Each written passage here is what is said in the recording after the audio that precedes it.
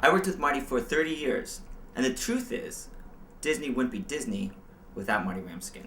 A lot of us grew up watching his movies. I know his work has had a huge influence on my life. I was fired because of Marty Ramskin. He put all those sexual messages into children's movies. Indeed, Marty Ramskin's filmography was unparalleled, beginning with the now iconic film The Little Mermaid. I was in the room when Marty first pitched the idea of the priest having a little boner. He walked in wearing a Hawaiian shirt and a rape whistle, and he said the trick was to slip it in subliminally so that the kids won't see.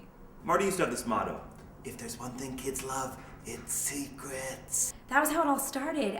He also did that scene from The Lion King where the death spells out the word sex. I remember watching that when I was 10 and getting goosebumps and not knowing why. Now I know why.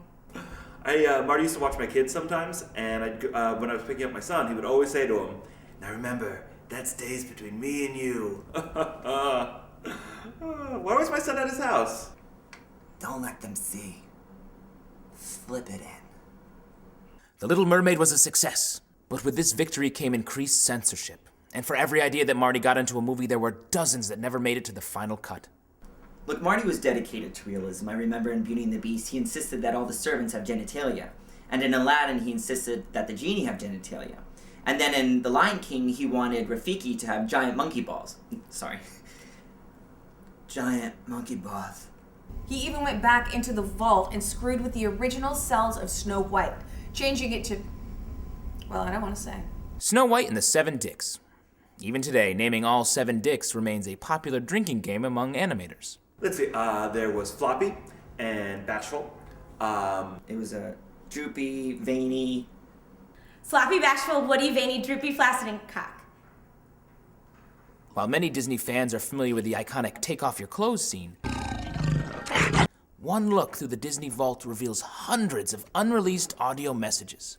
I was actually there when he did those voiceovers, and he came in wearing a tube sock and a radiator cover, and he said,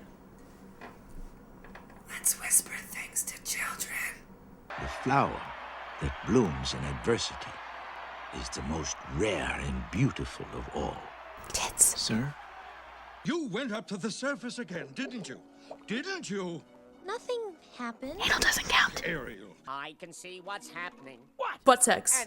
A lot of people ask me why I work for Disney, and I tell them it's because of Marty Ramskin. It's like when you get kidnapped and you bond with your captor.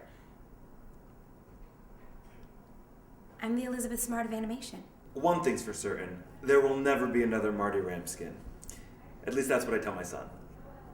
Seriously, why was my son at Marty's house? Why did I never think that was weird? Look, Marty was a dangerous predator. I remember the day he was staffed on The Lion King. He came in wearing a pillowcase and a dental dam. And he said to everybody, he was like, "Hey everybody, listen up, listen up.